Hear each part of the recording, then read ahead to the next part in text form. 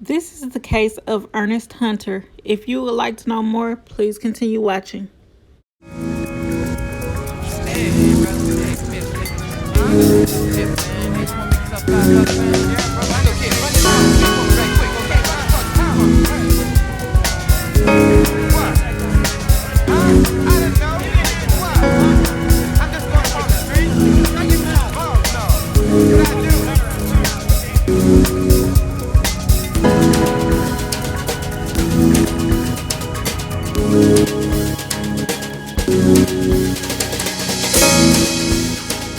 You are watching Roll a Mile in My Shoes TV.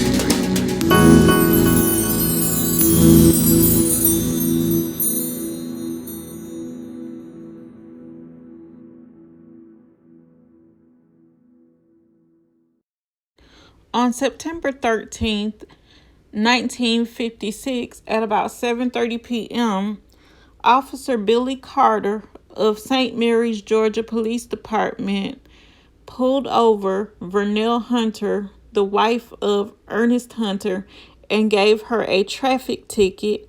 And this is when it said that Ernest Hunter was supposedly interfering with the traffic stop, and this caused Officer Carter to arrest him and take him to jail.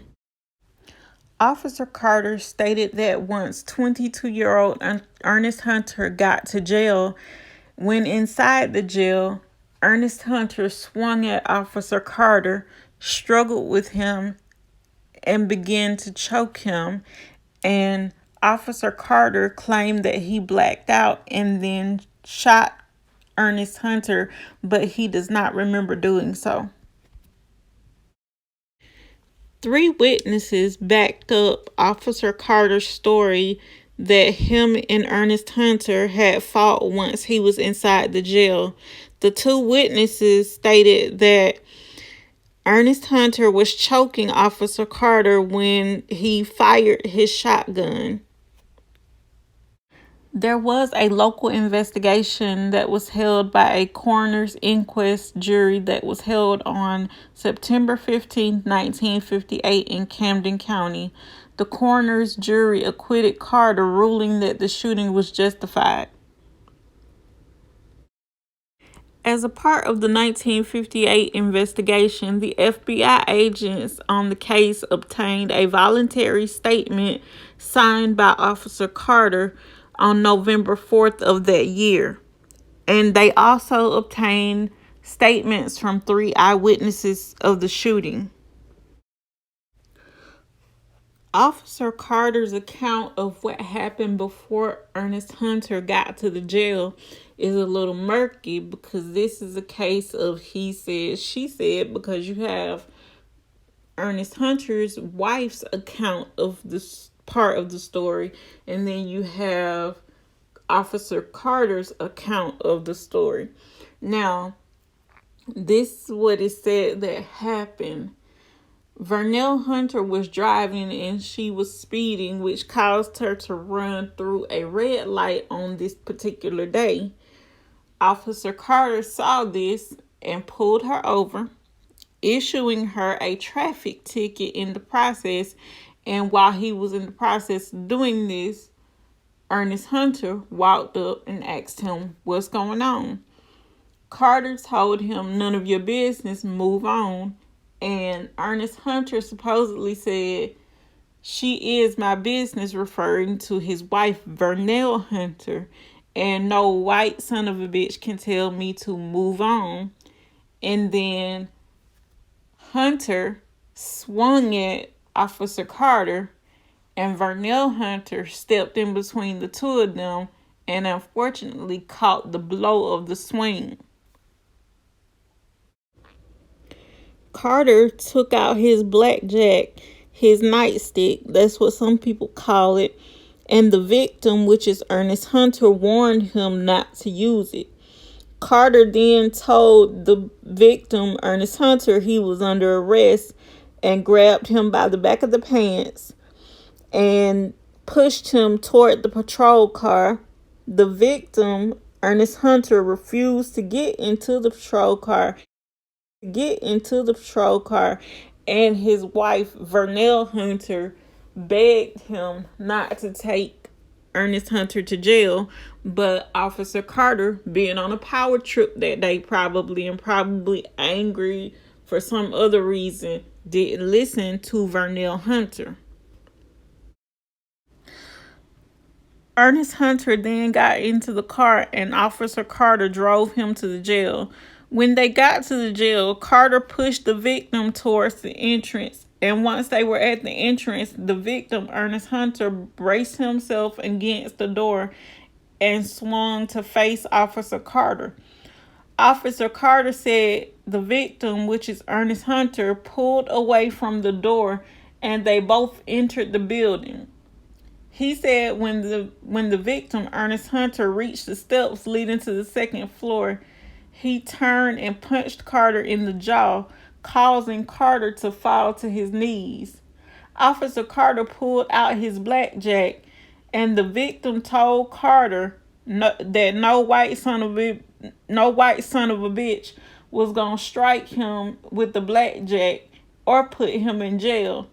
The victim swung at Officer Carter again. Officer Carter struck him 3 times, supposedly with the blackjack. The third strike supposedly made the blackjack fall out of Carter's hands and it fell to the floor.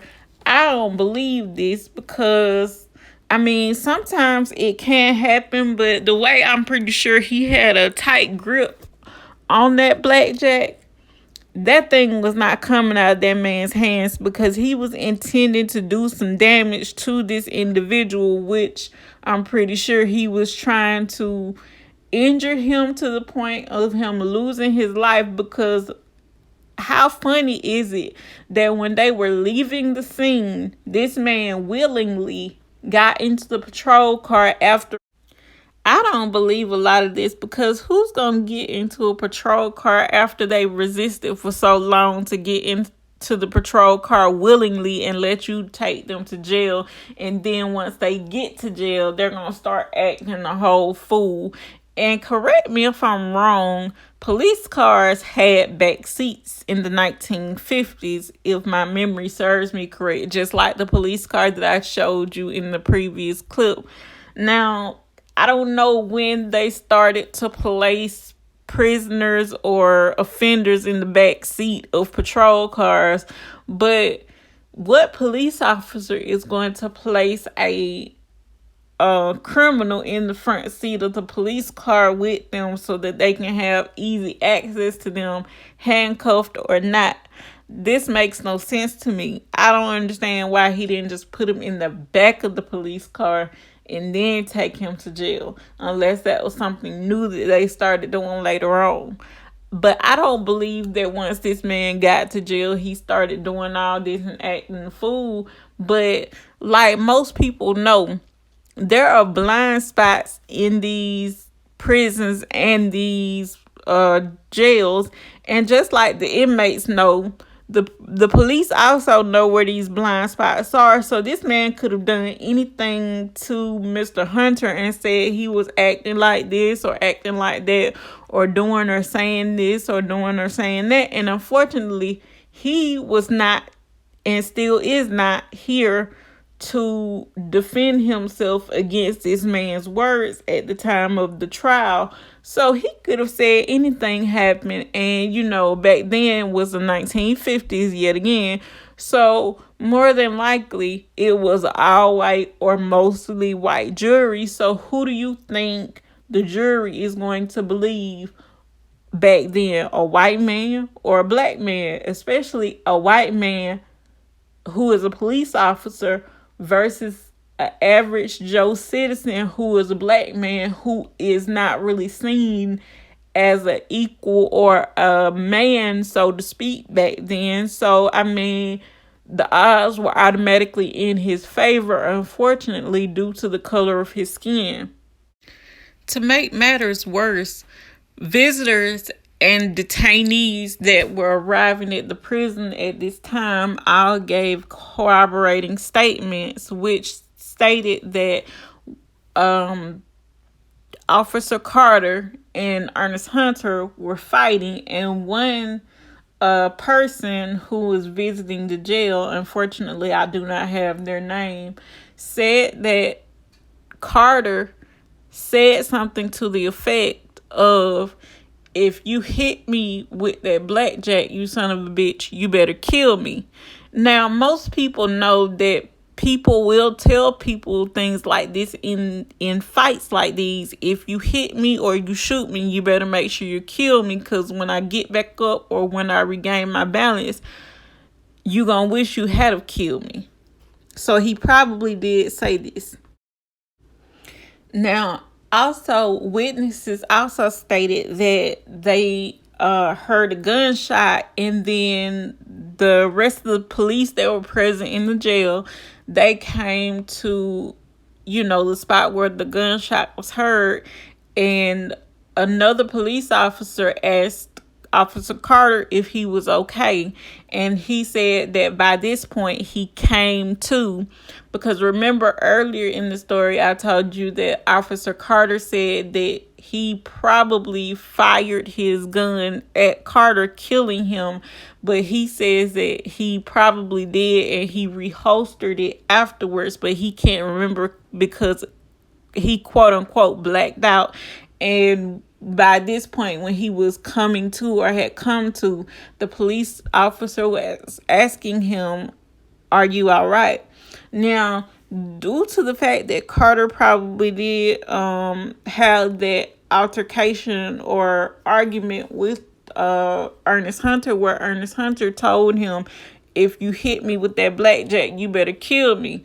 Now, this is not saying that this made any of this okay. What, Ernest Hunter probably said to Carter, or what Carter did.